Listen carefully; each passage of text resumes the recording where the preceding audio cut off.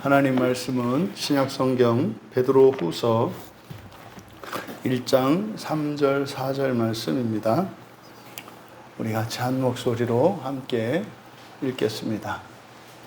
그의 신기한 능력으로 생명과 경건에 속한 모든 것을 우리에게 주셨으니 이는 자기의 영광과 덕으로서 우리를 부르신 이를 알므로 말미암음이라. 이로써 그 보배롭고 지극히 큰 약속을 우리에게 주사 이 약속으로 말미암아 너희가 정욕 때문에 세상에서 썩어질 것을 피하여 신성한 성품에 참여하는 자가 되게 하려 하셨느니라. 아멘. 아멘. 그 보배롭고 지극히 큰 약속이라는 제목으로 말씀의 은혜를 나누고자 합니다. 그래서 이제 우리말 성경을 기준으로 했을 때 이 보배롭고 지극히 큰 약속, 이것이 이제 가장 중요한 것처럼 보이기 때문에 본문을 따라서 설교 제목을 이렇게 정했습니다. 그런데 실제로는 이 3절과 4절에서 가장 중요한 것은 그 지식입니다. 여기 이제 번역이 잘 안 되어 있는데 그 지식이 아니라 1절에 보시면은 모든 것 이렇게 되어 있습니다. 3절에 모든 것. 이 모든 것, 이것이 이제 핵심입니다. 핵심. 그런데 이제 그것이 사실은 그 약속과 연결되어지고 모든 것을 주신 그것이 이제 그리스도의 지식으로 말미암습니다. 그래서 예수님의 지식, 우리가 새벽에 지금 잠언을 보고 있는데 잠언의 지혜를 예수님으로 바꾸어도 무방하다 이렇게 말씀드렸지 않습니까? 그러니까 잠언의 그 지혜, 그것은 예수 그리스도의 지혜를 나타내는 것이고 예수 그리스도의 지식의 적용이라고 보면 되겠죠. 그래서 이 본문에는 복음의 굉장히 중요한 내용, 그 진리들을 담고 있는데 어떻게 해서 우리에게 이 놀라운 구원이 약속되었고 또 그 구원이라는 것이 무엇이며 또 구원이 어떻게 해서 이루어졌는가 하는 많은 내용들을 이렇게 암축하고 있는 그런 본문입니다. 그래서 뭐 성경의 모든 말씀이 다 소중하겠습니다만은 특별히 이 시대에 우리가 구원에 대한 참다 바른 의미를 알지 못하고 있고 특별히 부활에 대해서 굉장히 무지한 이 시대에 특별히 중요한 본문이라고 할 수 있겠습니다. 그래서 오늘 이 말씀에 담겨 있는 바른 뜻이 밝히 드러나고 그것이 우리 모두에게 믿음으로 받아들여지고 또 믿음으로 받아들임으로써 정말 그 믿음의 지식이 우리를 새롭게 변화시키는 그 일들이 일어나고 그것을 여러분들이 몸으로 삶으로 경험할 수 있게 되기를 축복합니다. 먼저 단어를 좀 바로 잡아야 되겠는데 3절의 시작에 신기한 능력에서 신기한이라는 말이 있습니다. 그러니까 저는 이렇게 번역한 게 신기해요. 신기한이라고 번역한 게 신기해요. 여기서 신기한이라고 번역한 것이 테이아스입니다. 테이아스. 그러니까 테오스 신의 형용사형이에요. 그러니까 신의 그대로 하면 또 신에 속한 또는 신성한 이런 뜻이겠죠. 여러분들이 보통 신성하다라고 할 때는 은유적인 의미로 이해를 하는데 여기서 테이아스는 신적인 거예요. 신인 거예요. 신에 속한 것이에요. 신에 속한 것. 그래서 이 능력은 그냥 신기한 능력 이렇게 하기보다는 그냥 그대로 직역해서 신의 능력. 보통 이제 신기한이라고 하는 이 말을 이제 이렇게 추상적으로 이렇게 설명을 한단 말이에요. 그렇게 하면은 이 의미가 드러나지 않는 겁니다. 그래서 신의 능력 그대로 신의 능력이라고 하는 것이 좋겠다. 그러니까 기술자 어떤 기술을 가지고 있으면 그의 능력 이런 뜻이거든요. 그러니까 여기서 신의 능력이라고 하는 이거는 창조의 능력이고요. 하나님이 가지신 디나미스거든요. 권능입니다. 모든 권능. 그러니까 초자연적인 현상들, 그러니까 예수님이 일으키신 그 이적들 있지 않습니까? 그게 바로 신의 능력으로 일으키신 거란 말이에요. 그래서 신의 능력, 그래서 신기한이 아니라 신의 능력이다. 이렇게 단어를 바로 잡으시고, 그 다음에 여기 보면은 3절의 끝에 우리를 부르신 이를 알므로 밑줄을 치시고, 우리를 부르신 이를 알므로. 그러면 우리를 부르신 이를 알므로니까 이걸 문장으로 만들면 어떻게 되겠습니까? 우리가 우리를 부르시는 이를 아는 것, 이렇게 되지 않습니까? 그래서 이건 누구의 알미예요? 우리의 알미잖아요. 우리의 암. 이게 지금 여기가 그대로 직역을 하면 이것은 우리를 부르신 이의 암입니다. 그래서 알미라고 하지 마시고 여기는 참 지식이라고 하세요. 보통 우리가 지식, 암이라고 할 때는 기노스코의 명사형 그노시스란 말이에요. 그노시스가 지식, 암 이런 뜻이거든요. 근데 이 그노시스라는 말 앞에 에피라는 말을 붙였어요. 이제 바울 사도가 주로 쓰고 서신서에서 사용하는 말인데 이건 합성어입니다. 그러니까 지식이라는 말 앞에 에피라는 말을 붙인 거예요. 이렇게 만들어서 조어입니다. 만들어 쓴 거예요. 그러면 이 에피그노시스가 성경의 용례들을 보면 그리스도의 지식을 나타낼 때 써요. 그리스도의 지식. 그러니까 예수님의 지식을 나타낼 때 이 에피그노시스를 씁니다. 그래서 이것을 부득이하게 우리말로 이제 그 용어를 신학적, 성경적 용어죠. 참 지식이라고 할 때 이것은 완전한 신적 지식을 말하는 거예요. 그래서 에피그노시스 이것을 참 지식이라고 이제 번역을 해야 되겠다. 그래서 우리를 부르신 이를 알므로 이것이 우리를 부르신 이의다 이 말이에요. 우리를 부르신 이의 참 지식 이렇게 돼요. 우리를 부르신 이의 참 지식으로 말미암아 이렇게 되는 겁니다.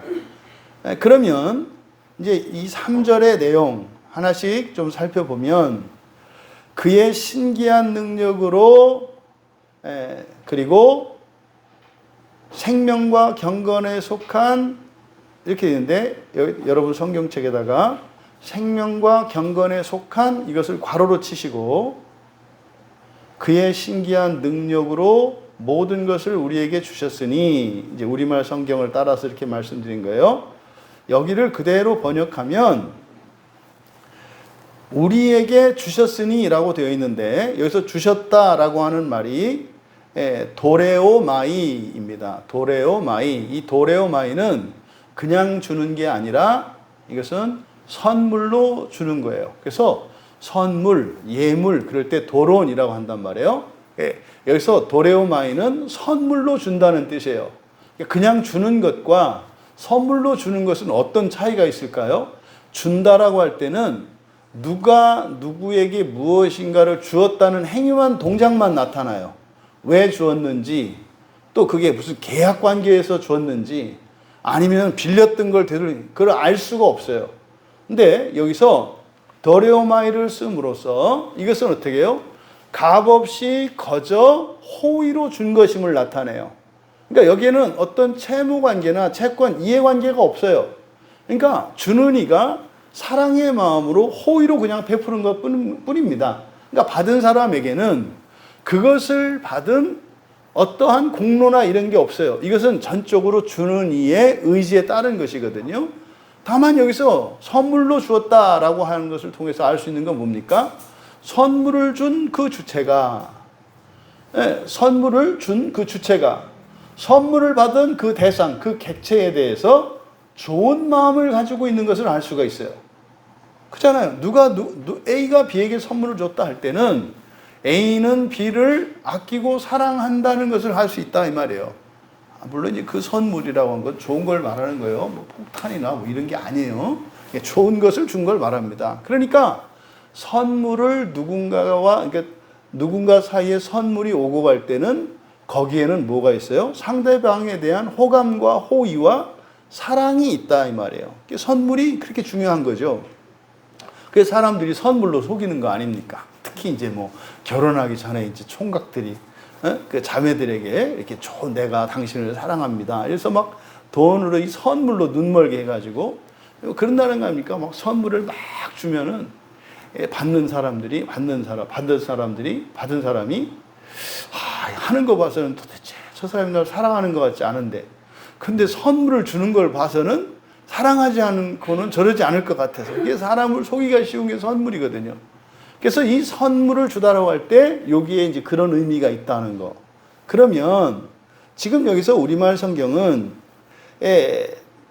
괄호를 치시라고 그랬죠. 생명과 경건에 속한이라는 것은. 그래서 문장이 지금 이렇게 이제 우리말 성경은 주셨으니 이렇게 했습니다만은, 이게 사실은 주셨다라고 하는 이게 분사예요. 분사니까 동사가 형용사 역할을 한단 말이에요. 그러니까 선물로 주신 모든 것 이렇게 되는 거예요. 선물로 주신 모든 것. 이것을 주셨으니가 아니라 이 모든 것이 뭐다? 선물로 주신 거다라는 거예요. 선물로 주신 거다. 그래서 여기서 그의 신의 능력의 모든 것들, 그 신의 능력의 모든 것들, 이렇게 이제 이어지는 거예요. 그래서 우리말 성경에 그의 신기한 능력으로 모든 것을 우리에게 주셨으니, 이게 그대로 직역하면 어떻게 되냐면, 우리에게 주신, 이렇게 된다 이 말이에요. 우리에게 선물로 주신 그의 신의 능력의 모든 것들, 그리고 맨 앞에 호스, 따라서라는 전치사가 생략되어 있어요, 지금 우리말에. 그래서 접속사가. 그래서 그대로 직역하면 우리에게 주신 그의 신의 능력의 모든 것들을 따라서, 놀라운 얘기가 있어요.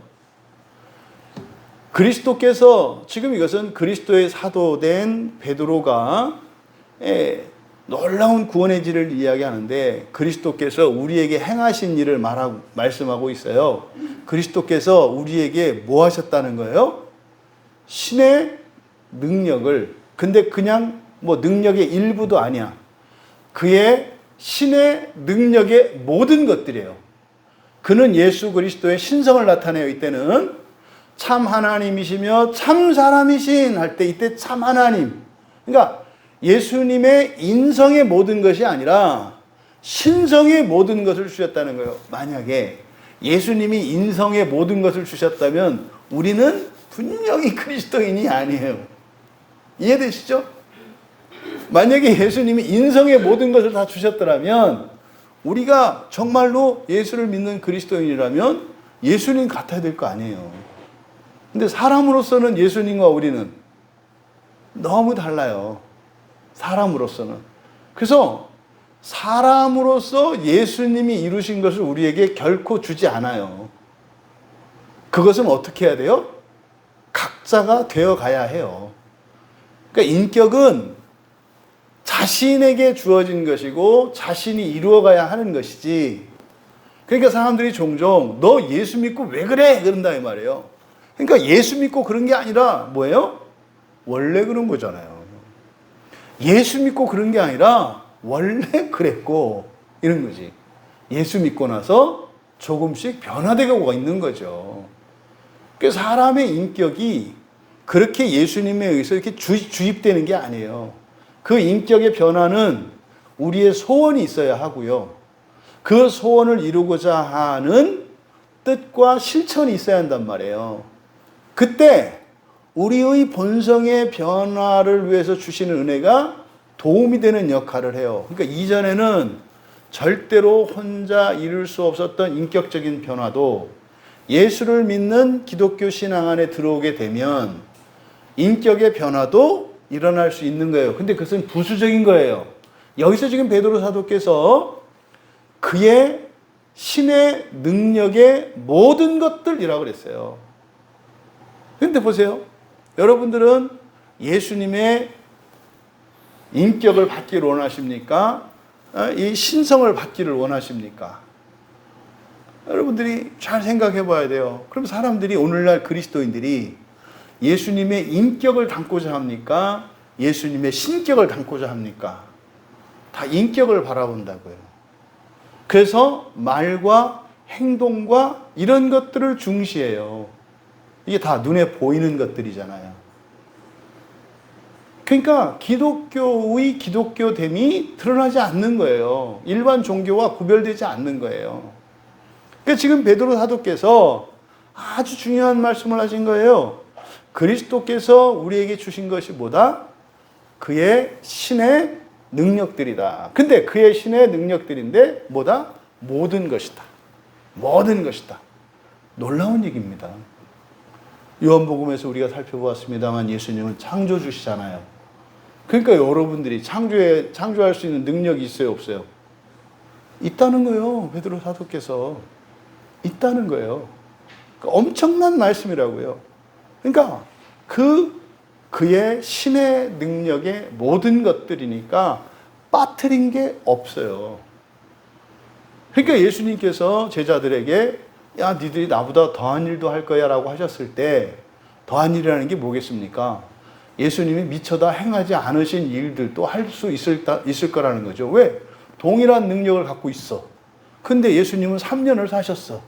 근데 우리는요, 실제로 이제 1000년의 기간 동안 부활해서 할 것이고 또 사는 동안도 우리가 정말 예수님이 주신 그의 신의 모든 그 능력들, 신의 능력의 모든 것들을 가지고 이런 능력들이 점점 개발되고 발현되면서 그런 능력들이 나타나겠죠. 이것을 우리가 이 말씀에서 알 수 있습니다. 그 다음에 괄호친 생명과 경건에 속한이라 그랬거든요. 그러니까 이런 말을 할 때, 이런 번역을 할 때 정말 궁금한 거예요. 이렇게 뭡니까? 타임머신이나 아니면 투명인간이 되는 물약 같은 걸 먹고 이때 번역할 때를 좀 가봤으면 좋겠어요. 이렇게 번역하는 그 자리에 가서 이분이 이걸 왜 이렇게 번역을 했는지 좀 보고 싶어요. 궁금해요. 왜냐하면 여기서 속한이라고 번역을 했는데요. 여기서 속하다라고 하는 속한이라고 번역한 게 전치사 프로스라는 말이거든요. 프로스. 요한복음에서 굉장히 중요한 전치사가 프로스라고 그랬어요. 그러니까 성부, 성자, 성령, 삼위일체 하나님을 설명할 때 서로를 향하여, 아버지를 향하여 이렇게 한단 말이에요. 그래서 프로스는 목적지, 목표를 나타냅니다. 그래서 무엇을 향하여라는 뜻이고, 그래서 이것이 우리에게 또 위하여라고도 번역될 수 있는 거예요. 너 무엇 되려고 그렇게, 무엇을 향해서 목표가 뭐야? 라고 할 때, 뭘 위해서? 그래! 이렇게 말할 수 있는 거죠. 그래서 이 프로스는 위하여라고 번역할 수도 있는 겁니다. 그러면 여기서 생명과 경건에 속한이라는 말은 생명과 경건을 위하여 이렇게 되는 거예요. 생명과 경건을 위하여. 여기서 생명이 조회입니다. 이제 여러분들은 아시죠? 이 조회가 의미하는 게 뭔지. 이 조회가 의미하는 건 뭡니까? 하나님의 생명, 완전한 생명, 참 생명, 영원한 생명을 가리키는 말이에요. 이 조회라고 하는 것은. 그러니까 여기서 그냥 조회라고 했을 때 우리는 알아차려야 하는 거예요. 영원한 생명이라고 하는 말을 또는 하나님의 생명이라고 하는 것을 우리 스스로가 이해해야 되는 거예요. 이렇게. 그래서 생명과 경건을 위하여, 이때 경건이라고 돼 있는데 이 경건이라는 말이 이제 기독교에서 쓰는 말이잖아요. 또 그런데 다른 종교에서 경건하다라는 말을 써요. 이게 유세베이야라는 말이거든요. 유세베이야, 경건이에요. 근데 유세베이야, 그러니까 유라는 말은 영어의 굿 또는 웰에 해당하는 말이에요. 그러니까 좋은 또는 잘이라는 뜻이에요. 잘했다, 잘한다 할 때 웰. 또 뭐 어떻게 지내? 잘 지내? 이게 유예요. 유, 헬라어 유. 그리고 좋은이라는 의미도 가져요. 근데 여기는 유세베이야, 이거는 세보오마이, 세보마이라고 하는 게 무슨 말이냐면 공경하다 또는 예배하다 이런 뜻이에요. 공경하다, 예배하다. 이게 세보마이거든요.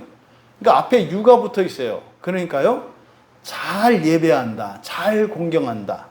그래서 경건이라고 하는 말은 그리스도인이 그리스도인다움을 말하는 거예요. 경건이라고 하는 것은. 그리스도인의 그리스도인다움, 이것을 경건이라고 한다. 이것을 다른 종교에서도 써요. 다른 종교에서도 경건이라고 할 때는 뭡니까? 바로 그렇게 공경하는 마음으로, 특히 종교인들이 예배에 참석할 때 그들이 제사를 드리던 종교에 따라서 있잖아요. 그때 그들의 몸가짐, 마음가짐, 그리고 정성을 다하는 이것을 경건이라고 한다 이 말이에요. 그러니까 여기서 바로 생명과 경건을 위하여 주신 것임을 우리에게 밝히는 거예요. 그러니까 예수님의 신의 능력의 모든 것들을 우리에게 주셨는데 그 목적이 뭐라고요? 생명과 경건이라고요. 그러니까 사람의 생명을 하나님의 생명으로 바꿀 수 있도록, 그리고 경건이 뭐예요? 참된 예배자가 될 수 있도록. 그러니까 우리가 예수를 믿고 예배를 드리고 그리스도인답게 살아가려고 하는 이것은, 이렇게 하기 위해서는 뭐가 필요하다? 신의 능력이 필요하다는 거예요. 이게 신의 능력이 아니고서는 이렇게 할 수 없다는 거예요. 그런데요, 거기에 필요한 신의 능력들은 모든 능력이 필요해요. 그러니까 보세요. 한 사람이 이 세상을 살다가 예수님을 믿고 참된 신자가 되는 일은, 이건 사람의 일이 아니라 그러니까 사람의 능력이 아니라 누구의 능력이다? 신의 능력이다. 이때 신의 능력이다라고 할 때 타자인 하나님이 하시는 역사라고 생각하시면 안 되는 거예요. 그 능력은 누가 가지고 있는 신의 능력이에요? 나예요. 이걸 기억하셔야 된다. 나에게 주신 그 능력, 이거는 신의 능력인데 우리에게 예수님이 주셨어요. 그 사건이 뭡니까? 성령 강림 사건이고, 그 성령 강림 사건의 원인, 근거는 십자가예요. 십자가에서 죽어주신 것과 성령이 임하신 것은, 이거는 동시적 사건이라고 보셔야 돼요. 시간적으로 다르지만 예수님이 죽어주심으로 인해서 성령께서 우리에게 임하신 거라고요. 예수님이 우리의 모든 죄를 대신하여 속죄하여 주셨기 때문에 의롭게 되었으니까 하나님이신 성령님이 우리 안에 거할 수가 있게 된 거예요. 그렇지 않으면 우리가 어떻게 돼요? 그 즉시 즉사예요. 죄가 있다면 성령이 임하시면 그 즉시 죽어버린다니까요. 견딜 수가 없어요. 어떻게 그게 감당해요? 그러니까 바로 십자가 사건과 성령 강림 사건이 그리스도의 신의 능력의 모든 것을 우리에게 주신 사건이거든요. 근데 그것으로 말미암아서 내가 교회 나올 수 있고 예배 드릴 수 있고 성경을 읽을 수 있고 하나님 말씀대로 살려고 어쨌든 몸부림할 수 있다는 거예요. 이건 사람의 일이 아닙니다 할 때 모든 것이 은혜입니다. 하나님의 은혜입니다. 하나님이 해주신다는 의미가 아니에요. 그때 하나님의 은혜는 뭐예요? 그렇게 살아갈 수 있는 모든 능력을 나에게 주셨다는 의미예요. 그러면 그 능력으로 어떻게 해야 돼요? 일어나라 그랬잖아요. 일어나라. 중풍병자에게, 손이 마른 자에게, 눈이 먼 자에게, 열려라. 귀 먹은 자에게. 그때요, 믿음이 필요하다고요. 하나님이 나한테 이런 능력을 주셨다고? 나는 안전뱅이로 살았는데 일어날 수 있다고? 이때 믿음이 필요하다고요. 그때요, 인간의 능력으로는 일어날 수 없잖아요. 이미 혈액순환도 안 되고 근육도 굳었고 인대도 다 마비됐는데요. 어떻게 일어나요? 신의 능력으로. 이게 뭐예요? 창조잖아요. 그러니까 원리적으로 어떻게 되는 거예요? 걸을 수 없었던 사람이 일어날 때 그때 창조가 일어나는 거죠. 그걸 이제 뭡니까? 이렇게 현미경이나 이렇게 안에 들여다볼 수 있는 어떤 촬영 기구로 쫙 보면은, 안전병이었던 사람이 예수님이 일어나라고 하니까 일어나려고 마음 먹는 순간 0.00001초 사이에 우리 몸속에 혈관이 다시 쫙 생겨요. 그들이 거기로 피가 흐르기 시작해요. 딱딱하게 굳었던 근육들이 풀어지기 시작해요. 인대가 이제 제 역할을 해요. 그래서 그 뭡니까? 그 헐크, 두 얼굴을 가진 사나이, 그런 것처럼 어떻게 되는 거예요? 그 일이 실제로 몸 안에 일어나는 거예요. 오 하는데 일어나지는 거죠. 오 하는데 일어나는 거죠. 그러니까 하나님의 은혜로, 하나님의 능력으로 우리가 신앙생활합니다라고 할 때 이것은 우리는 가만히 있는데 하나님의 능력을 어떻게 한다는 의미가 아니라 우리 안에 있는 이 하나님의 능력의 원인이 하나님이라는 뜻이지, 그 능력으로 무엇을 하는 것은 누가 해야 되는 거예요? 내가 해야 된다고요. 이게 이제 우리가 흔히 말하는 우리의 한계, 상한선과 하한선을 이해할 때 그 뚫는 거. 그러니까 내 한계가 있어서 뚫고 넘어갈 수가 없어요. 운명을 벗어날 수가 없다니까요. 근데 이거를 넘어가는 것은 창조의 능력으로만 가능해요. 이게 가능한 게 뭐란 거예요? 그리스도께서 그의 신의 능력의 모든 것들을 주셨기 때문에 가능한 거예요. 이게 그리스도인이에요. 그래서 그리스도인에게는 불가능이 없어요. 없어요. 왜요? 신의 능력의 모든 것들을 주셨기 때문에. 전 자신 있게 말할 수 있어요. 왜요? 여기 써 있으니까. 내가 경험하지 못했으니까 아니다? 아니죠. 성경 말씀이 진리고 성경 말씀이 하나님 말씀이니까 자신 있게 말씀드릴 수 있는 거예요. 그러니까 우리가 걱정하는 게 뭡니까? 사실은 걱정할 게 없는 거죠. 우리가 걱정해야 될 일은 뭡니까? 나에게 있는 능력인데도 쓰지 못하는 것을 걱정해야지. 거기에 관심을 가져야지. 응? 능력이 없는 게 아니라니까요, 우리들은. 근데 보세요. 우리들의 모든 걱정과 염려, 근심, 후회가 어디서? 능력이잖아요, 능력. 그러니까 어디서 그걸 찾을까 그래? 아니, 지 안에 다 들어가 있는데 왜 그걸 찾으려고 그 난리를 치냐고. 굉장히 중요한 말씀이에요. 믿으십니까? 예수님의 신의 능력의 모든 것들을 주셨다는 것? 전 믿어요. 전 믿어요. 그러니까 그 능력입니다. 근데 그 능력이 무엇을 위해 주셨다? 하나님 생명을 위해서. 이때 하나님 생명은 뭐예요? 이타적인 타인인 하나님께 헌신하기 위해서 이런 거 아니다. 이때 이 하나님의 생명 또한 어디에 있는 하나님의 생명이에요? 나에게 있는 하나님의 생명이에요.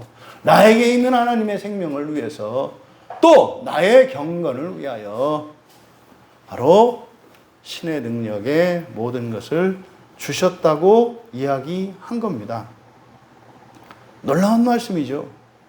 그러면 뒤에 이제 이는 자기의 영광과 덕으로서 우리를 부르신 이로 이를 알므로 말미암음이라 이렇게 되어 있습니다만은, 여기서 지식, 앞서 말씀드린 것처럼 우리를 부르신 이를이 아니라 이의 그랬어요. 우리를 부르신 이의 참 지식으로 말미암아 이렇게 되는 거예요. 우리를 부르신 이의 참 지식으로 말미암아. 그러니까 그리스도의 참 지식이에요. 그러니까 하나님의 참 지식이죠. 그러니까 이 하나님의 참 지식은 뭡니까? 우리가 요한복음에서 예수님이 그러셨잖아요. 내가 아는 것, 야, 너희들한테 할 말 많다. 너희들 내가 아는 것도 많고, 지금 너희들 진짜 이렇게 판단할 것도 많은데, 그거 말하지 않아. 내가 아버지 곁에서 들은 것만 너희들한테 말해. 이걸 말하는 거예요. 참지식. 이 참지식은 사실은 뭡니까? 이 세상의 시작과 끝에 관한, 그리고 이 세상의 시작과 끝 사이에 일어날 모든 경우의 수를 포함하는 참지식이에요. 여러분은 한 가지 인생만 사셨어요. 무슨 말이냐면, 여러분들이 어제에서 오늘 살아오실 때 여러분들이 어떤 일들이 있었잖아요. 이렇게 선택을 하셨잖아요. 한 가지만 결정하셨다고. 한 가지밖에 결정할 수가 없어요. 동으로 갈까, 서로 갈까 할까 선택할 때 우리는 하나밖에 선택을 못해요. 근데 말입니다. 여러분이 선택하지 않은 다른 선택으로 살았을 어떤 인생이 있잖아요. 이것도 참 지식 안에 다 들어간단 말이에요. 그러니까 여기서 말하는 참 지식이라고 하는 것은 시작과 끝에 대한, 그리고 그 안에 있는 모든 경우의 수에 대한 지식인 거예요. 그뿐만 아니라 만물에 대한 지식이죠. 그러니까요, 이걸 생각해 보세요. 사실상 여러분이 선택이 바뀌면 다른 세상이 되는 거거든요. 이해되시죠? 그러니까 순간순간을 우리가 세상을 만들어가요. 왜냐하면 이 세상 전체가 이 세상에 속한 어느 누구도 배제하지 않아요. 그래서요, 모든 사람들의 모든 선택과 심지어는 자연에 일어난 자연현상의 모든 선택들의 변화로 오늘이 되는 거거든요. 근데 우리는 하나의 우주만을 알아요. 근데 하나님의 참지식은 모두가 다 다른 생각을 했을 때, 이거는 뭐 우리가 상상도 할 수 없는 지식인 거죠. 이게 에피그노시스인 거예요. 그러니까 그 모든 지식으로 말미암아, 그의 참 지식으로 말미암아, 이렇게 되는 거예요.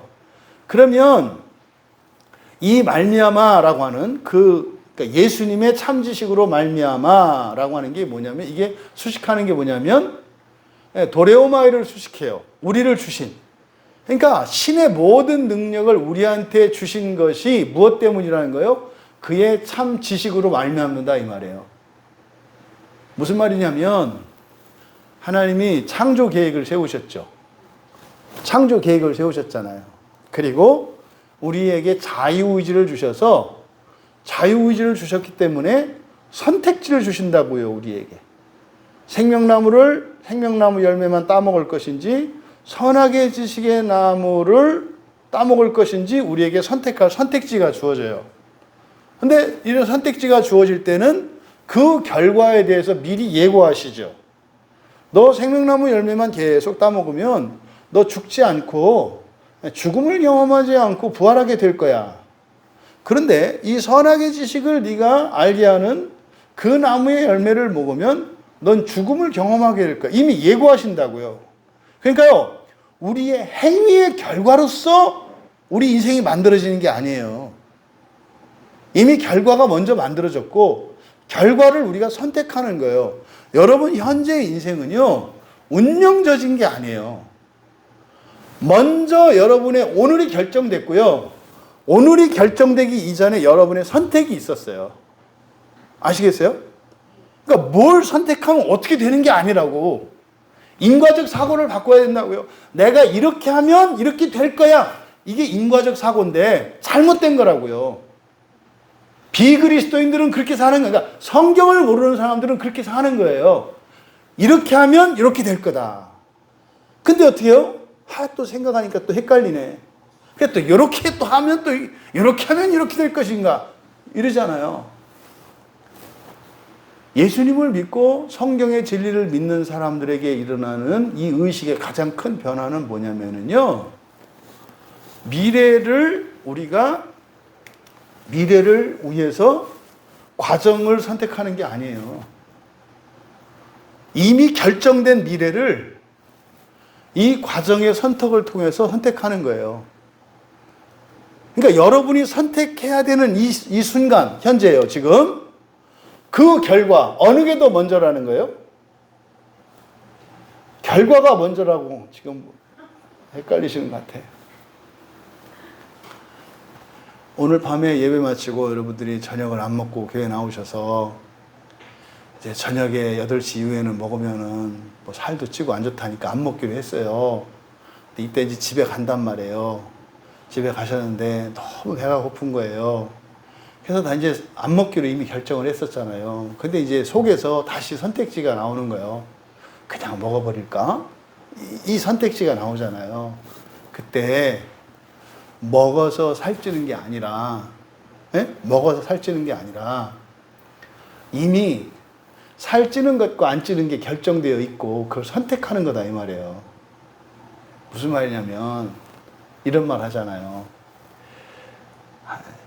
맛있게 먹으면은 0칼로리래. 이런 말 없다 이 말이에요. 이런 말 없다 말이에요. 그러니까 이제 음식을 갖고 이야기를 했습니다만 우리는 미래가 불확실하다고 생각하잖아요. 미래는 확실하다고 정해져 있다고 말씀드리는 거예요. 그러니까 우리는 알 수 없는 미래에 대비하면서 살아가는 게 아니라 이미 확정된 미래를 위해서 바른 선택을 하면서 살면 된다고요. 미래 걱정하지 말고. 예배 드리는 것은 공부하는 것보다 더 공부하고 돈 버는 것보다 더 버는 거다 그랬잖아요. 보세요. 어떤 사람이 돈을 벌고 싶어요. 에? 시험 잘 보고 싶어요. 그럼 일반적으로 일을 더 많이 해야 되고 공부 시간을 더 늘려야 되잖아요. 그래서 교회 안 나오는 거 아닙니까? 그렇게 해서 되는 게 아니다 이 말이에요. 그러면 아닌데요. 교회 안 다니면 일당도 많이 받고 하던데요. 예수님 믿지 않는 사람들은 그럴 수도 있어요. 그 사람들은 더 많이 해야 더 벌어요. 근데 예수를 믿는 사람들에게는 다른 인생이 생겼어요. 예수를 믿는 순간 어떻게 되는 거예요? 예배하는 그것이 시험 준비하고 돈 벌기 위해서 일하는 것보다 더 하는 게 된다니까. 이게 성경의 약속이라고요. 그러니까 돈 벌고 성적 잘 받는 것을 기준으로 이야기했을 때 생명나무 열매만 따 먹으면 돈도 잘 벌고 공부도 좋은 성적도 나올 수 있다고 말하는 거예요. 그러면 이 선악의 지식을 아는 나무 열매를 따 먹는 거는 노는 게 아니에요. 우리들에게는요, 합리적인 거예요. 예배 드리는 시간에 시험 공부하는 거고요. 예배 드리는 시간에 2시간 알바를 하는 거라니까요. 이게 선악의 지식을 아는 나무, 이게 인과적 지식을 따라가는 거라고요. 이게 그리스도인은 결과가 정해져 있다니까요. 하나님의 작정의 보편을 얘기했죠. 하나님께 시작과 끝은 동시사건이에요. 이게 바뀌어야 돼요, 이게. 시작과 끝이 하나님께는 동시사건이라고요. 근데 시간 속에서, 역사 속에서 살아가는 우리는 시간과 사건들에 의해서 인과적으로 어떤 일이 일어난다고 생각을 해요. 아니라고 말씀드리는 거예요. 이거 잘못 이해되면, 그러면은 운명론적으로 딱 정해졌단 말입니까? 운명적으로 결정된 것은 하나님의 창조 때 하셨던 작정에 대한, 이거는 운명적이에요. 이게 뭐가? 여러분의 부활은 운명적이라고. 이건 안 바뀌어요. 시작과 끝. 이게, 그래서 흔히 요즘 사람, 그러니까 교회 안에 사람들이 오직 믿으면 예수 받아. 그래서 말도 안 되는 구원의 확신을 가지고 마음대로 사는 사람들 있잖아요. 이걸 착각하는 거예요. 맞아요. 예수를 믿었기 때문에 반드시 부활해요. 반드시 부활해요. 그 정도가 아니라 여러분을 통해서 여러분 가문에 속한 조상들까지도 거기에 참여한다니까요. 이거는 확정된 거예요. 근데 그건 어차피 확정된 거예요. 우리가 믿고 안 믿고에서 의해서 달라진다면 확정된 게 아니잖아요. 그러니까 확신했다고 하면서 왜 헷갈리지? 그러잖아요. 특히 구원의 확신 이런 거 얘기하는 사람들이 늘 불안해가지고 막 자꾸 세뇌하잖아요. 아니야, 나는 이미 구원받았어. 그럴 필요가 없어요. 안 믿어도 구원받아요. 오해할 수 있는데 이때 구원받는다는 것은 뭡니까? 종말의 부활을 말하는 거예요. 예수 안 믿어도 부활한다고요. 왜 예수 안 믿어도 부활한다고 말해요? 예수를 믿지 않아도 된다는 얘기가 아니에요. 결과적으로 보면은요, 가문에 따라서 한 사람만 믿어도 부활은 다 해요. 뭐 때문에? 전가 때문에. 그러니까 확정된 이것은 그리스도의 의로 말미암거든요. 근데 이 그리스도의 의는 전가가 돼요. 위로 아래로. 심지어는 옆으로까지 전가가 돼요. 여러분들이 누군가를 전도하잖아요. 그게 뭐예요? 그리스도의 의를 전가시키는 거예요. 그러니까 결과적으로 끝까지 예수님이 어떻게 해요? 마지막 한 사람 남을 때까지 이 종말의 시간이 오지 않는다 그래요. 그러니까요, 어떤 식으로든지 모든 사람은 부활에 참여하게 돼 있어요. 이 세상에 태어났던 모든 사람은, 앞으로 태어날 모든 사람은 다 부활해요. 이거는 하나님의 창조 계획과 동시에 확정된 거라고요. 근데 이거는 우리의 일이 아니에요. 하나님의 일이라고요. 그러니까 절대적인 안전 속에서 우리의 일은 뭐예요? 예정 안에 있는 거예요. 예정은 뭡니까? 선택에 따라서 결과가 달라져요. 선택에 따라서. 이런 거죠. 여러분 중에 그런 하나님께 원망하고 어떤 항변할 때 그런 거 있어요. 하나님, 나는 신앙생활 잘했고 예수님 말씀대로 이렇게 살았는데 왜 난 이렇게 어렵고 힘들어요? 여기서 여러분들이 스스로 답을 내려보세요. 이 질문에 대해서. 어떤 사람이 예수님을 잘 믿고요. 하나님 말씀 따라서 살았어요. 근데요, 너무 인생이 막 험난하고 불행한 거예요. 이런 사람이 여러분에게 물어봤단 말이에요. 에? 그때 여러분이 대답을 줄 수 있어야 된다고 얘기를 한 거예요. 대답을 줄 수 있어야 된다고요. 그러니 여러분, 둘 중에 하나예요. 본인이 경건하게 살았다고 착각하고 있든지, 본인은 경건하다고 생각했지만 그 착각일 수 있다 이 말이에요. 그러면 그게 참된 경건인지 아닌지 뭘 보고 알 수 있다고 그랬어요? 사랑과 연합이라고요. 그냥 사랑과 연합은 아무 때나 갖다 붙여도 다 답이 돼요. 무엇인가를 이렇게 판별할 때 사랑과 연합은 모든 것의 기준이 돼요. 그러니까 그 사람의 경건이 참된 것인지 아닌지, 바리새인들은 참된 경건의 기준이 뭐였어요? 기도 많이 하고요, 율법 지키고요, 하는 이게 경건의 기준이었잖아요. 근데 아니었잖아요. 그 사람들은 지옥 갈 사람들이라고 그랬잖아요. 아닌 거예요.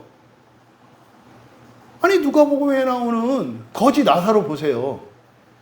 거지 나사로가 뭐 예배를 드렸겠어요? 헌금을 했겠어요? 성경을 읽었겠어요? 뭐 했겠어요?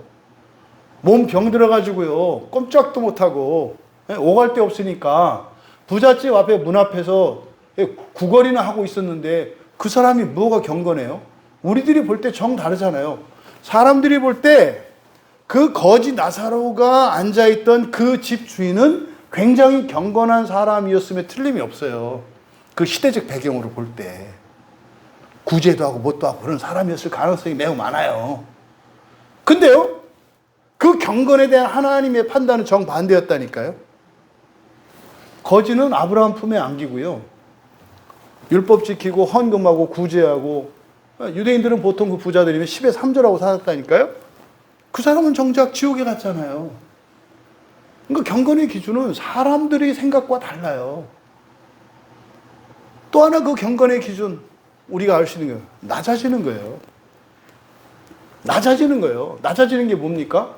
억울하고 원통한 삶 사는 거예요. 죽어라 하고 좋은 일을 해놓고 욕먹는 거. 에? 겸손한 척 하는 거 아니에요. 점잔 빼는 거. 그런 거 아니라니까요. 죽어라 하고 섬겼는데 그 때문에 누명 뒤집어 쓰는 거. 이런 게 낮아지는 거라니까요. 에? 목동인데, 목자인데 양처럼 짐승처럼 되는 게 그게 낮아지는 거라니까요. 이게 참된 경건의 기준이에요. 그러면 그 기준에도 내가 부합을 해. 근데 이렇게 됐어. 그럼 보세요. 성경에 약속이 있죠. 하나님 말씀 따라 살아가면 분명히 복과 부와 명예가 약속되어 있거든요. 근데 지금 안 돼 있어. 그럼 여러분들은 일단 그 경건이 참된 경건인지 점검하고, 두 번째, 그 참된 경건이야. 근데 지금 안 되고 있어. 그럼 이건 뭐죠? 시험인 거예요. 시험인 거예요. 그 시험은 뭡니까? 그 경건이 진심으로 진심인지. 그러니까 뭐예요? 경건의 목적은 보상이 아니에요. 경건의 목적은 이렇게 해서 이 세상에서 잘 먹고 잘 살고 부자가 되고 이게 아니라고요. 경건의 목적은 뭡니까? 생명을 위한 거예요. 부활을 위한 거라고요. 그러니까 사실은요, 경건 자체가, 경건 생활 자체가 나한테 감사한 거지, 경건 생활에 대해서 주어진 보상이 나의 목표는 아니다 이 말이에요. 이해되세요? 근데 이런 시험이 오면 어떻게 돼요? 이게 드러나요. 내 목표가 경건이 목적이었는지, 아니면 경건은 이 세상의 부와 명예를 위한 수단이었는지가 드러난다고요. 시험을 통해서. 그렇잖아요. 그 불행한 일들만 일어나는 게 아니라 정반대로 엄청난 부가 주어지기도 한다니까요. 똑같은 시험이에요. 그러니까 한 사람은 그걸 주었을 때 취해버리는지, 한 사람은 그거를 원망하고 포기하는지, 양상은 다르지만 똑같은 시험이다 이 말이에요. 그래서 우리가 이 세상을 살아갈 때 하나님의 약속을 믿고 이렇게 가면 되는 거예요. 아브라함이 약속의 땅으로 내려갔잖아요. 그렇죠? 믿음으로. 얼마나 훌륭해요. 어딘지도 모르고 그냥 갔잖아요. 근데요, 얼마나 훌륭해요. 거기서 기근이 왔잖아요. 그 아브라함이 어떻게 했어요? 굶어 죽으니까 스스로 살 길을 찾아갔잖아요. 자기 스스로. 내려간 게 애굽 아닙니까? 거기서 자기 아내 팔아먹은 거 아니에요. 내려가서. 성경은 그렇게, 아브라함이 그렇게 살았어요. 그게 우리들의 인생이에요. 예수 잘 믿고 경건생활 잘하는 사람들이 어떤 환난이나 시련이나 어려움들이 오면 이때 하나님 원망하고, 원망하는 게 뭘까요? 믿음을 잃어버린 거예요. 믿음을 잃어버린 거라고. 약속 깼다 이거지. 이게 믿음이 잃어버린 거예요. 왜 안 되냐 이 말이지. 이게 영적인 원리를 모르니까. 그때가 뭡니까? 사실은 기회죠. 운명이 바뀌는 기회거든요. 그때가. 그러면은 성경에서 창세기 12장에서 아브라함이 내려갔습니다마는 그때 만약에 내려가지 않고 그 자리에 죽으면 죽으리라 있었더라면 어떤 일이 일어났을까요? 하나님의 이적이 일어났겠죠.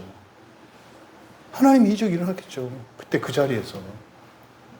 이걸 말하는 거예요. 그럼 여러분들이 이 세상을 살아가실 때 바로 이 생명과 경건을 위해서, 그렇게 말하자면 예수님께서 이 땅에 오셔서 죽어주시고 성령을 보내주셔서 신의 능력의 모든 것들을 우리에게 주셨는데, 사실은 이런 것들, 이런 모든 것들이 무엇으로 말미암은 것이다? 예수님의 참 지식으로 말미암은 것이다. 예수님의 참 지식으로 말미암은 것이다. 여러분, 이 말씀을 여러분들이 잘 기억하시기 바랍니다. 결국 예수님이 죽으시고 성령이 오시고 한 건 결국 무엇 때문이라는 거예요? 오늘 이 시간 때문이라는 거예요. 이 시간 때문이라는 거예요. 근데 이 시간의 목적이 뭐라는 거예요? 생명과 경건이라는 거예요. 왜? 생명과 경건이 바로 그 하나님이 주신 하나님의 능력으로 우리의 본성을 변화시켜가는 거이기 때문에. 그러니까요, 예배는 예배 자체가 목적이라고요. 예배가 주는 유익이 뭐예요? 이 시간에 내가 변해요. 내 본성이 바뀐다고요. 본성이 바뀌면 어떻게 돼요? 결과는 정해진 거라니까요. 예배 드려서 더 나은 인생을 사는 게 아니라 그냥 예배를 잘 드리면 이미 그 결과는 결정이 된 거라니까요. 근데 문제는 이거를 마귀가 다 뺏어 먹어. 그 믿음이 없으니까. 이거를 수단으로 만든단 말이에요, 자꾸. 우리의 경건을 수단으로 만들어서 이렇게 하면 이렇게 될 거야 라고 하는, 여러분, 이 바로 미래 결정적 사고를 가지고 살아가는 게 그리스도인이에요. 그거는 한치도 틀림이 없어요. 근데 시간적으로, 현상적으로 일치되지 않을 때가 있다. 그때 뭐라고 생각을 해라? 자기 경건이 참된 것인지 점검하고. 절대적인 경건도 아니에요. 자기 수준에 맞는 거예요. 이게 일상이잖아요. 그리고 나서 시험이구나. 정리 끝난 거예요. 이 시험 때는 뭐 하면 되는 거예요? 기다리면 되는 거예요. 기다리면 되는 거예요. 근데 기다리면서 묘한 일이 일어난다고요. 믿음도 흔들리고 소망도 헷갈리고 말도 안 되는 생각이 일어나 사람도 이상하게 보이고 많은 일들이 일어난다고.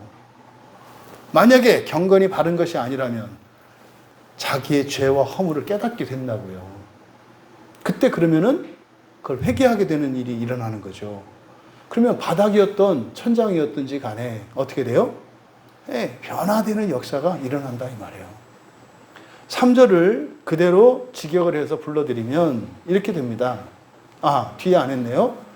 그리고 자기의 영광과 덕으로서 이렇게 됐잖아요. 자신의 영광과 덕으로, 이건 도구예요, 도구. 자신의 영광과 덕으로 우리를 부르신, 그러니까 우리를 부르신 도구, 수단이 뭐였다는 거예요? 예수님 자신의 영광과 덕이라는 거예요. 여기서 덕이라고 번역된 말이 아레테라는 말이거든요. 아레테. 이 아레테라고 하는 것은 도덕적 탁월성을 말해요. 도덕적 탁월성. 도덕적 탁월성이니까 인격의 탁월성 이렇게 이해하시면 돼요. 지성의 탁월, 감성의 탁월, 의지와 열심의 탁월성. 초월적인 그걸 말하는 거예요. 왜? 예수님의 덕이니까. 예수님의 덕이니까.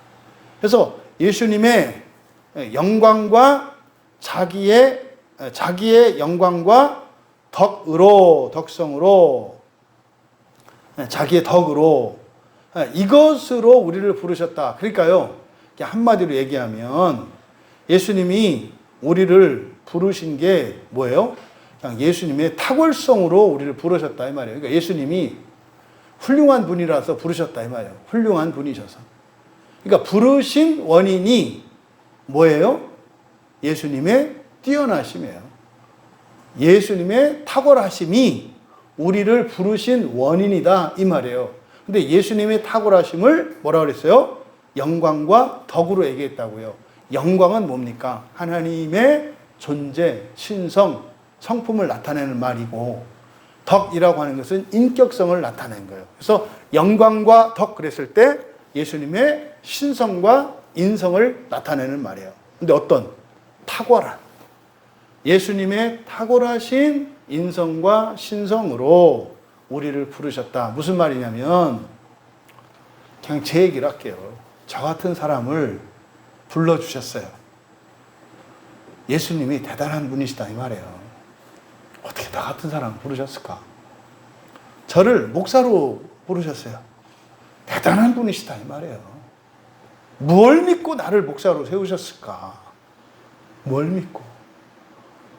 어떻게 나에 대해서 그런 절대적인 믿음과 소망을 가지셨을까? 그러니까 미친 분이시든지 초월적인 분이시든지 둘 중에 하나예요. 근데 미친 분인지 초월적인 분인지는 어떻게 알까요? 제 안에서 경험되어지는 것을 통해서 미친 분인지 아닌지 아는 거예요.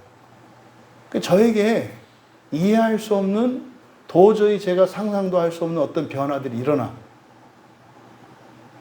그러니까 예수님의 믿음이, 예수님이 나를 믿으시고 나에 대해서 가지신 소망이 거짓된 게 아니라는 걸 내가 알겠어. 그러니까 그분은 미친 분이 아니라 어떤 분이에요? 탁월한 분이신 거예요. 야, 나도 생각도 못 했는데 이렇게 될 줄은. 어떻게 예수님은 이거를 믿으셨지? 만에 하나 안 됐으면 어떻게 하려고 저러셨지? 그러니까 미친 분이 아니시라고요. 그러니까 지금 여기서 바로 자신의 영광과 덕으로 우리를 부르셨다라고 할 때 이것은 그리스도의 신성과 인성의 뛰어나심, 탁월하심을 말하는 거예요. 그럼 전체적으로 번역을 하면 3절을 이렇게 됩니다. 자신의 영광과 덕으로 우리를 부르신 이의 참 지식으로 말미암아 생명과 경건을 위하여 우리에게 주신 그의 신의 능력의 모든 것들을 따라서, 여기 1절에 있는 내용이에요. 지금 우리말 번역은 원문의 번역을 따라서 이렇게 해놓았는데, 이유가 무엇으로 말미암아라고 하는 이것이 이제 헬라어나 영어에서는 뒤로 간단 말이에요. 어순이. 근데 이게 이제 우리말식으로 이해하기 위해서는 앞으로 옮겨놔야 우리 국어의 어순에 맞는 거예요. 그래서 이걸 앞으로 갖다 놓은 거예요. 자신의 영광과 덕으로 우리를 부르신 이의 참 지식으로 말미암아 생명과 경건을 위하여 우리에게 주신 그의 신의 능력의 모든 것들을 따라서, 이게 3절이에요. 그리고 4절은 이로써라고 되어 있는데, 이로써는 그것들을 말미암아입니다. 그것들을 말미암아. 여기서 그것이 의미하는 것은 바로 3절 앞에 제가 번역을 할 때 맨 끝에 있는 게 뭐였어요? 주신 능력의 모든 것들 그랬잖아요. 모든 것들. 이 모든 것들을 가리키는 거예요.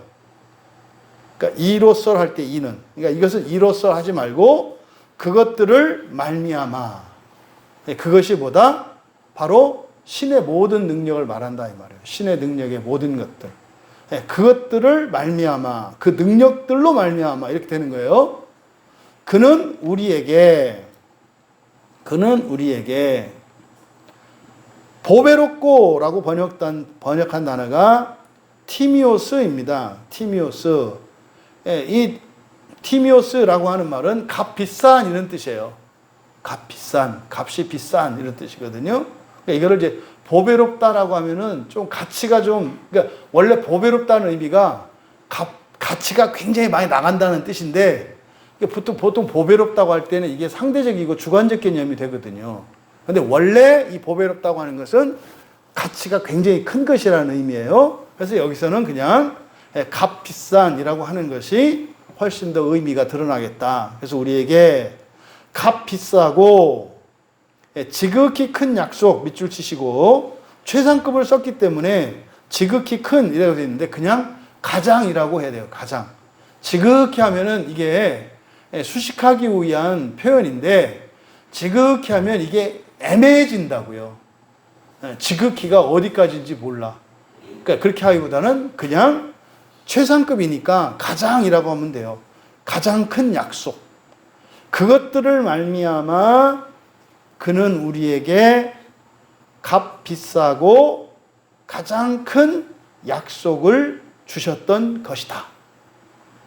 그것들을 말미암아 그는 우리에게 값비싸고 가장 큰 약속을 주셨던 것이다. 이게 어떤 의미겠어요? 그러니까 그 능력을 주셨으니까 능력을 썩히면 안 되겠죠. 하나님이 그 신의 능력을 주셨으니까 그 폐기되면 안 될 거 아니에요. 그러니까 예수님의 입장에서는 주신 그것이 반드시 뜻대로 이루어져야 되잖아요. 첫 번째로는 그런 의미가 있어요. 예, 또 하나 우리에게 그 능력이 있잖아요. 그것들을 말미암아가 주셨기 때문에 라는 의미도 있고 우리가 그것을 가지고 있기 때문에 라는 이런 의미도 있다 이 말이에요. 그러니까 그것들을 주셨기 때문에 값비싸고 가장 큰 약속을 주신 것이기도 하고 또 하나 우리에게 그런 능력이 있기 때문에 사람으로서는 가히 감당할 수도 없는 약속을 주셨다는 의미도 된다 이 말이에요. 이해되세요? 할 수 있다 이 말이에요. 우리가 할 수 있기 때문에 이런 약속을 주셨다 이 말이에요. 구약의 약속은 그러니까요. 지킬 수 있어요 없어요? 있다고요. 있다고요. 이거 기억하셔야 돼요. 지금 교회 안에 굉장히 잘못된 루머가 있어요. 율법은 아무도 지킬 수 없다. 웃기네. 이래서 교회가 계속 이 그리스도인들이 타락하는 거예요. 유대인들의 상당수는 율법 다 지켰어요, 여러분. 그거 지킬 수 없어. 이건 뭡니까? 안 지켜도 정상이라는 얘기죠. 그러니까 지키는 거를 비정상으로 만들어 놨어. 심지어는 어떻게 해요? 지킨다고 하는 사람은 뭐예요? 지킨다고 말하는 사람은 거짓말쟁이래. 이게 지금 한국교회에서 심각하게 유행하는 게 이거라니까요. 상식적으로 사는 걸 비정상으로 만들어요. 상식적으로 사는 거를 거짓말쟁이로 만든다고. 지금 세상에 살다 이런 세상이 다 됐어요. 응? 그래서 제가 여기 판교 넘어가는데 그 교회에 제가 얘기를 하잖아요. 거기에 가면은 정상적인 상식을 가지고 살아가는 사람을 거짓말쟁이로 만들어요. 여러분, 이 세상에 있는 사람들이요, 막 다 도둑질하고 살인 강도하고 이런 생각 다 하는 거 아니에요. 그런 생각 안 하는 사람도 적지 않아요. 평생 동안 거짓말 안 하는 사람도 적지 않아요. 근데 그런 교회 가가지고 그렇게 얘기하면은요, 거짓말쟁이라고 그래요. 그래서요, 거짓말 했다고 말할 때까지 계속 몰아붙여요. 그럼 어느 날 한번 하도 그러니까 거짓말 안 했으면서 거짓말 했다고 거짓말을 해요. 그러니까 사람들이 인정해줘요. 그때부터. 아, 드디어 이분이 막 회심해. 너무 재밌는 거야. 그 다음부터 어떻게 해요? 거짓 감정에 사로잡혀서 말도 안 되는 상상들을 하면서 과거가 뒤집어져요. 옛날에 그럼 내가 진심이 아니고 원래 내가 거짓말쟁이였는데 그냥 참고 안 했던 거예요. 이렇게 바뀌어요, 사람들이. 이게 지금 한국교회에 유행하고 있어요. 누가 망가지나 싸움이에요. 누가 망가졌나? 그럼 많이 망가지면 잘 됐다 그래요. 어떻게 주일날 이 앞에 나와가지고 저는 지난주에 이렇게 망가졌던 사람입니다. 이걸 얘기하고 그런데 오늘 예배드리면서 예수님이 용서해 주셨습니다. 할렐루야 막 울면서 박수 쳐요. 어떻게 저렇게 끔찍한 저런 저질스러운 얘기들을 사람들 앞에서 저렇게 솔직하게 말할까? 와, 저건 하나님의 은혜가 아니고서는 저런 말을 할 수가 없을 거야. 어떻게 사람이 저렇게 정직한 게 아니에요. 수치를 모르는 거지. 그건 정직한 게 아니에요. 근데 지금 우리나라에 그런 걸 따라서 지금 사람들이 엄청 모이기 시작했어요. 세종에 있는 어떤 교회가 우리 교회하고 비슷한 때, 물론 다른 데서 목회하다 옮겨오시긴 했지만은 어떤 교회 하나가 연수가 우리 교회하고 비슷해요. 근데 통합측 교단에서 가장 핫하고 가장 부흥하는 교회로 소문났어요. 근데 그 교회가 여기 그 목사님이 하는 그 프로그램을 갖다가 그대로 써요. 근데 그 목사님이 처음에 오실 때는 기도하시고 아주 경건한 분이었는데 목사님 이상해져 가고 있대요. 헷갈리는 거죠. 여러분 속지 마세요. 이 시대 정신을 속지 마시라고. 율법은 지킬 수 있으니까 주신 거지, 지킬 수 없는 걸 주셔서 좌절하라고 주신 게 아니에요. 여러분들이 여러분 자녀에게 또 선생님이 학생에게 과제를 내고 심부름을 시켰을 때 절대로 할 수 없는 거를 시켜요? 미친놈이지. 하나님이 제정신이에요? 절대로 지킬 수 없는 걸 율법으로 줬다고요? 근데 이거를 지금 상식처럼 말하고 있어요, 교회에서. 여기서 이것들로 말미암아라고 하는 이 말씀 안에는 하나님이 우리에게 주신 모든 명령들은, 모든 율법들은 할 수 있는 능력이 있기 때문에 주신 거다.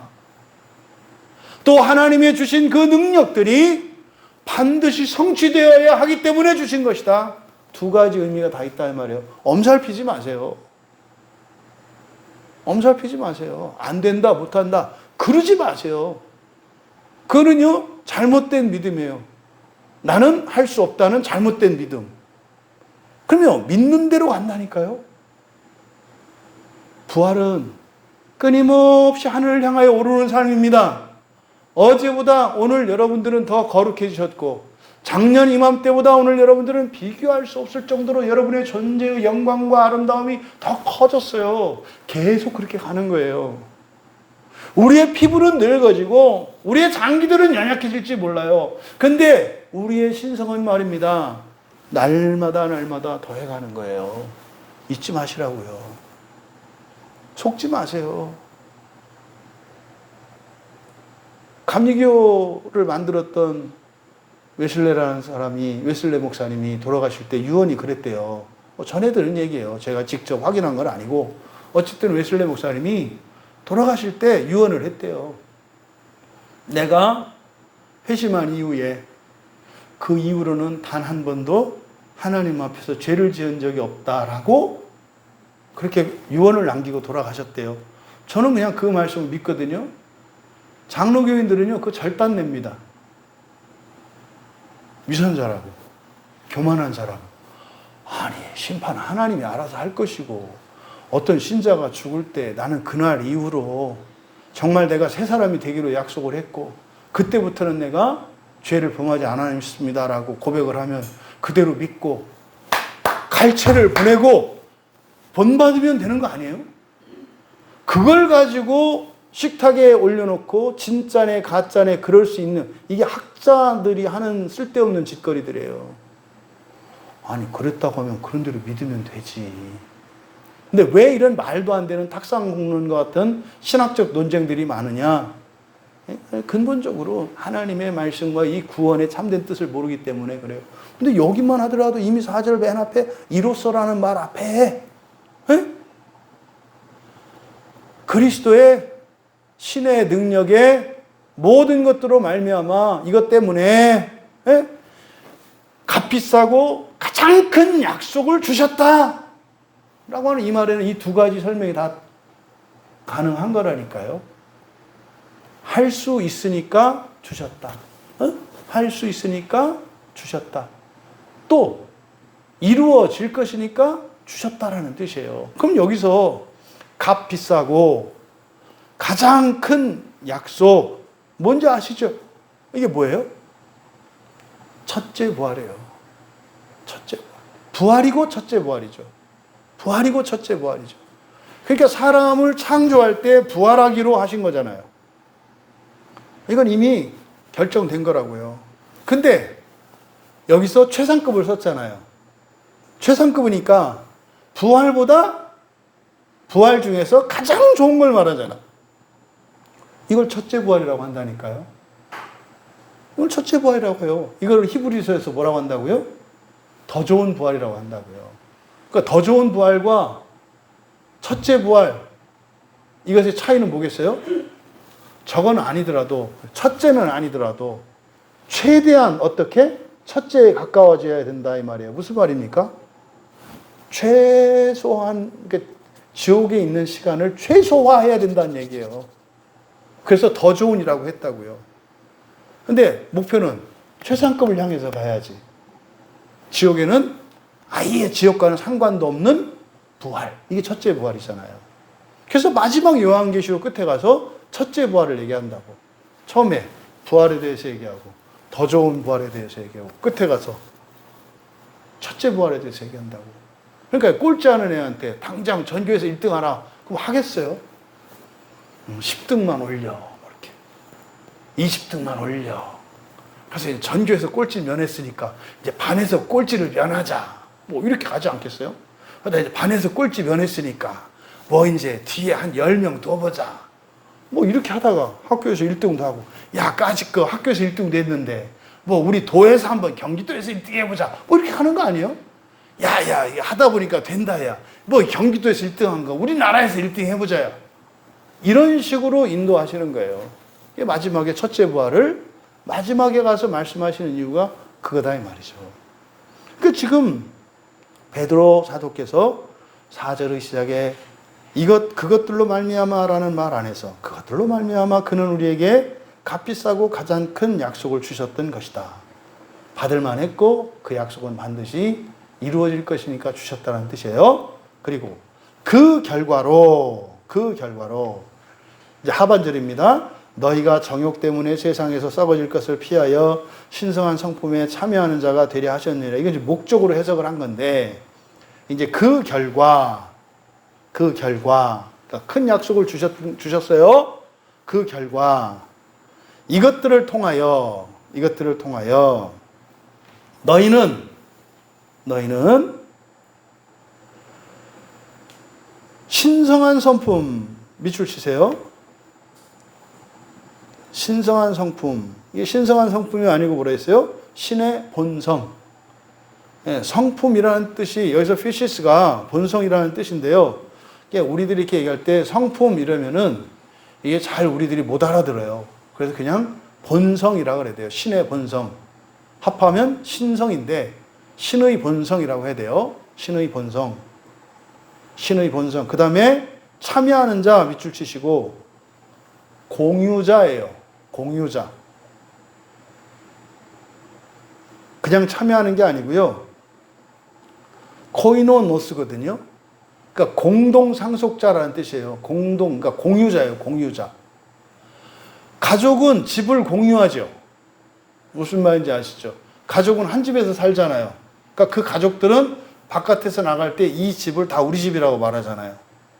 이게 여기서 말하는 코이노노스예요. 이 코이노노스. 이게 공유자입니다. 공유자. 그래서 여기를 그대로 번역하면은 그 결과로 이것들을 통하여 너희는 신의 본성의 공유자가 되었다. 이렇게 돼요. 신의 본성의 공유자가 되었다. 거기서 여러분들이 정욕 때문에, 그러니까 정욕, 너희가 여기서부터 괄호를 치세요. 정욕 때문에 세상에서 썩어질 것을 피하여, 여기를 괄호로 묶으세요. 정욕 때문에 세상에서 썩어질 것을 피하여, 여기를 괄호로 묶으시고, 이게 지금 분사구문이기 때문에 문장의 뒤에 있는 건데 이거를 안으로 이제 옮겨온 거예요. 이게 피하여인데 이건 피하여가 아니라 피하면서예요. 피하면서. 피하면서. 그러니까 신의 본성의 공유자가 되게 하셨다 그랬잖아요. 된 거예요. 그러니까 여러분 안에 성령이 계신 걸 말해요. 신의 본성을 가졌다 이 말이에요. 뭐 때문에? 바로 그 약속 때문에 가졌다. 그런데 동시에 일어나는 일이 있어. 가졌지만 우리에게 계속되는 게 있어. 그게 뭐라고요? 피하면서예요. 그러니까 피하다가 아니다. 벗어나면서. 벗어나면서. 그러니까 정욕 때문에라고 돼 있는데 이 정욕이라고 번역된 이 단어가 지금 정말 이게 굉장히 오해되고 있는 단어예요. 에피투미아입니다. 에피투미아. 이 에피투미아를 열심으로 우리가 번역하죠. 에피투미아. 열심. 그래서 열심 때문에가 아니에요. 열심으로입니다. 열심으로. 여기가 정욕 때문에 세상에서 썩어질 것을 피하여. 그러면 지금 의미는 어떤 의미예요? 우리가 세상에 있는데 이놈의 정욕 때문에 우리가 썩어진다 이런 의미가 있잖아요. 정욕이 없으면 안 썩어져요? 조금만 생각해 보세요. 그렇지 않아요. 착하게 살아도 다 늙고 병들고 죽어요. 그러니까 정욕 때문에 그런 거 아니라고요. 이거는 불교적 세계관이에요. 불교적 세계관. 요즘 의사들이 잘하는 말, 신경성이라는 말이에요. 자기들이 병의 원인을 알지 못하면 하는 말이 뭐예요? 다 신경성이에요, 신경성. 그럼 신경 안 쓰는 사람 있어요? 아니, 신경 안 쓰면 죽은 사람이지. 그러니까 신경성 뭐래? 그럼 뭐예요? 살아 계시기 때문에 아픈 겁니다. 이 말이잖아. 그건 나도 하잖아. 그래서 병원 온 거 아니에요. 살았는데 아프니까. 그랬더니 대답이 뭐예요? 살아있어서 아프신 겁니다. 아니, 그게 살아있는데 아프니까 지금 왜 그러냐고 왔는데 살아서 아프다니. 사실은 저도 몰라요. 라는 말이든지 그건 병 아니에요. 원래 그런 거예요. 이 말이잖아요. 근데 그러면 약을 못 팔잖아. 거기다 신경성이라고 하고 이제 뭐 소화제도 주고 뭐 이렇게 뭐 하는 거지. 똑같은 말이에요. 우리말에서 이 정욕이라는 말을 그렇다고요. 이게 정욕 때문에 라는 말이 아니다. 여기를 그대로 직역하면 이렇게 돼요. 세상에서, 이게 이 세상의 특징을 나타내는 말이에요. 세상에서 열심으로 썩는 것으로부터 벗어나면서, 이렇게요. 세상에서 열심으로 썩는 것으로부터 벗어나면서. 무슨 말입니까? 열심히 착하고 성실하고 사는데 뭐 한다고요? 썩는다고. 이거는 개인의 특성을 말하는 게 아니라 이 세상의 특성을 말하는 거예요. 첫 창조의 세계의 특성이 뭐예요? 열심히 사는데 썩어진다는 거예요. 이게 석가모니가 깨달은 거 있잖아요. 생로병사. 모두 다 죽는다는 거. 모든 것은 다 헛되다는 거. 그러니까 이거는 세상의 특성을 말하는 거예요. 근데 성경이 번역할 때 대부분 틈만 나면 사람들을 때려잡으려고 그래. 착한 사람, 나쁜 사람 막 이렇게 하려고 그러고, 믿는 사람, 안 믿는 사람 자꾸 나누려고 그래. 이게 지금 구약 성경에서 이제 잠언에서 바뀌어야 되는 번역 중에 하나가 뭐냐면 악한 자라는 거예요. 악한 자. 사람을 그런 사람으로 봐. 악한 사람이 아니라 뭐예요? 악한 것, 썩는 것을 말하는 거예요. 썩는 것. 악한 것. 그러니까 우리 안에도 악한 것이 있어요. 근데 사람을 악한 자와 악하지 않은 자. 그래서 뭐예요? 우리 안에 들면 안 악한 자고 우리 안에 들지 않으면 악한 자야. 이게 지금 둘로 나누잖아요. 그러니까 이게 다 교회 안에서 시작된 거라니까요. 그러니까 여기서도 이거는 어떤 사람이 아니에요. 그리고 정욕. 숨 안 쉬고 어떻게 살아요? 배고프면 어때요? 먹고 싶지 않아요? 그게 에피투미아예요. 오늘 너무 일을 많이 하고 하루 종일 서 있더니 다리가 후들거려. 어떻게 하고 싶어요? 앉고 싶고 쉬고 싶자. 이게 에피투미아예요. 방바닥에 이렇게 누워서 자는데 누가 전기장판을 갖다가 100도로 올려놨어. 근데 살이 이상해. 그래서 어떻게 해요? 뒤척이잖아요. 그게 에피투미아예요. 그거 안 하면 어떻게 돼요? 물집 생겨. 이게 에피투미아. 근데 그걸 갖다가 정욕 때문에 뭐 이렇게, 그럼 그 참아야 돼? 그러니까 그걸 정욕 이런 사람 어떻게 해요? 꼭 참어. 있어. 꼭 그런 사람들이. 꼭 참아갖고 살 대해서. 자수하는가요? 참을성 많고 이런 사람들이 에피투미아를 악한 거로 이렇게 여겨가지고, 우리 교회에 이런 사람들 많아. 우리 교회 특징이. 자기를 돌보지 않고 냅다. 참기 시합 이런 거 우리 교회에 안 뒤질 텐데, 다른 게. 참기 시합 막 이런 거, 견디기 이런 거. 이거 우리 대장들 많거든, 이게. 에피투미아는 나쁜 거 아니고. 근데 이제 에피투미아가 뭐예요? 이제 해야 할 것을 하기 싫어하고 하지 말아야 할 걸 하고 싶은 거. 이게 고장난 게 문제지. 근데 이건 있어야 된다고요. 감각이 사라지면 에피투미아가 사라져요. 그래서 부활을 소망하는 사람은 알아볼 수 있다니까요. 성경 많이 보고 이렇게 그걸 떠나서 부활을 바라는 사람은요, 일상생활에서요, 더 나은 삶을 원하고 자기 변화를 추구하고 공부하고 배우고 그래요. 이게 부활을 추구하는 사람이라니까요. 맨날 똑같이 그냥 살아. 이 사람 부활 바라는 사람 아니에요. 또 말은 또 막 첫째 부활 이런 얘기를 해. 들은 건 있어갖고. 근데 맨날 그대로야. 그 부활 바라지 않는 사람이에요. 그래서 이 에피투미아가 이제 고장이 나도 오작동이 되는 게 문제지, 에피투미아 자체가 문제가 아니라 이건 꼭 있어야 되는 거고, 살아나야 돼요. 대부분은 이거 없는 사람이 더 문제예요.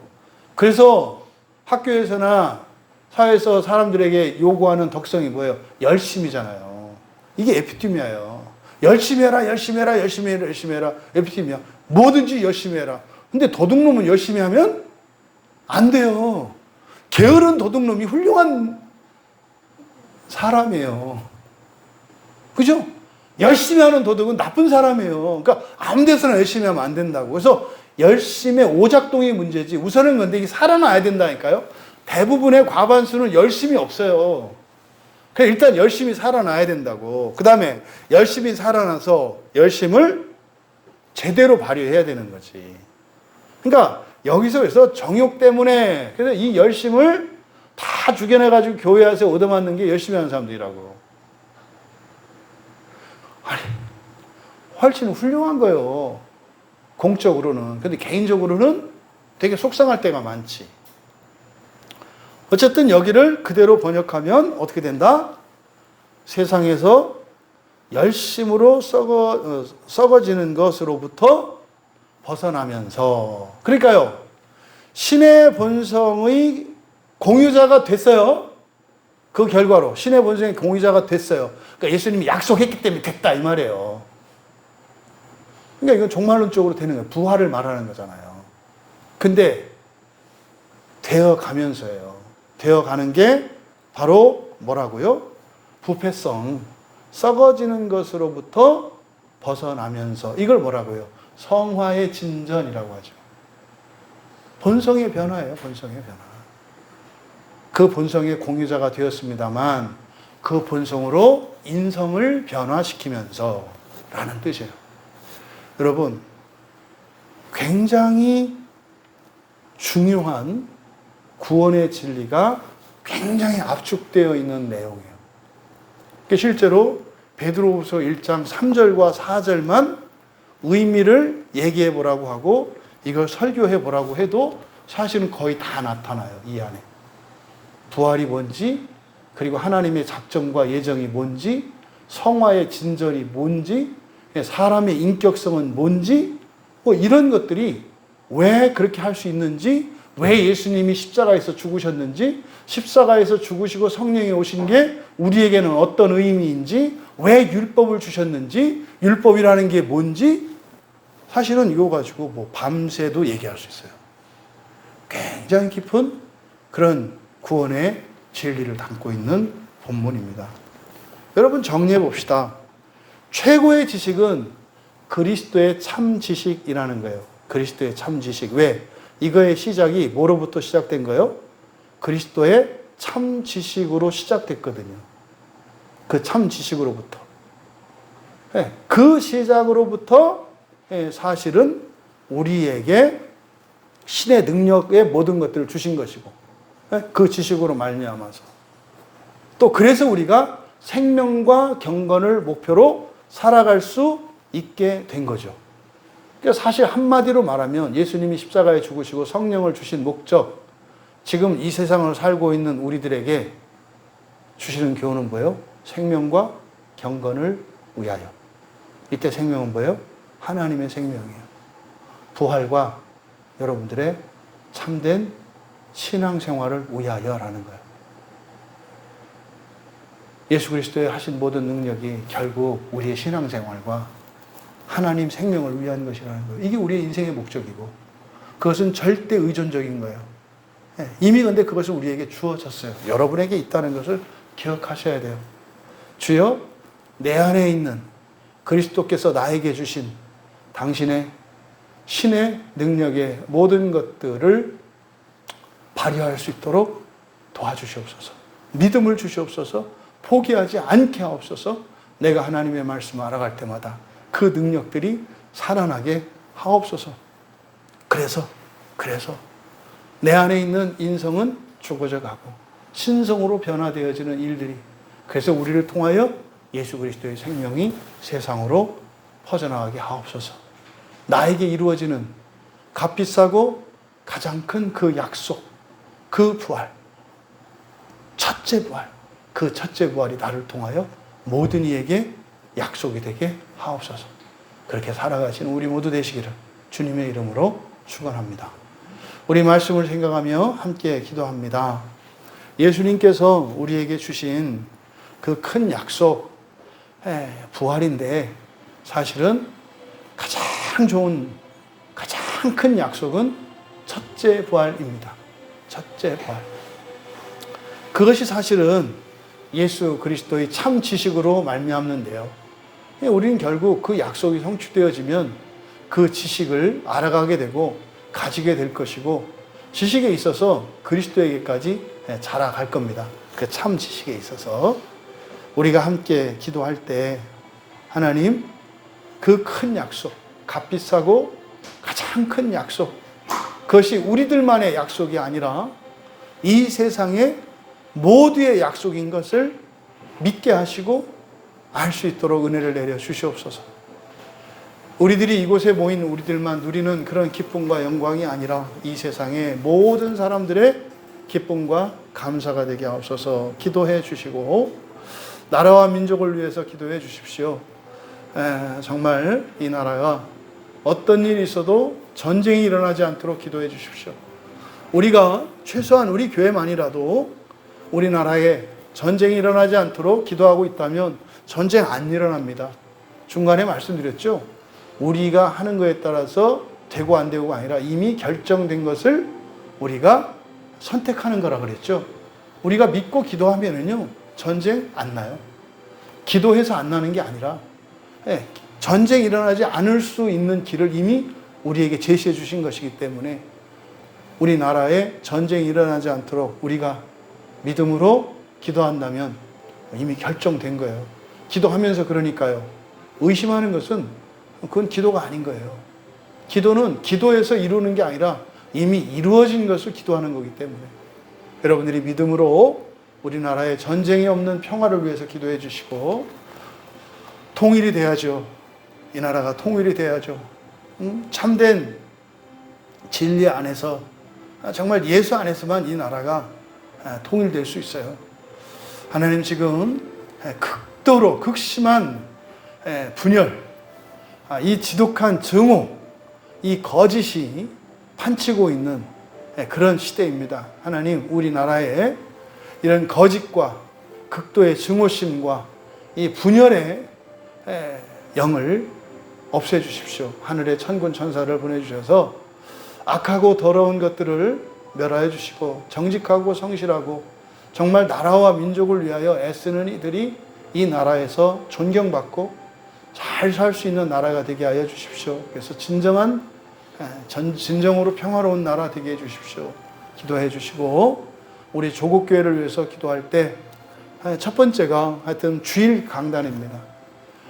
주일 이 강단, 주일 예배의 이 강단에서만큼은 오직 성경만이 설교되게 하시고 오직 예수 그리스도의 이름만이 선포되게 하옵소서.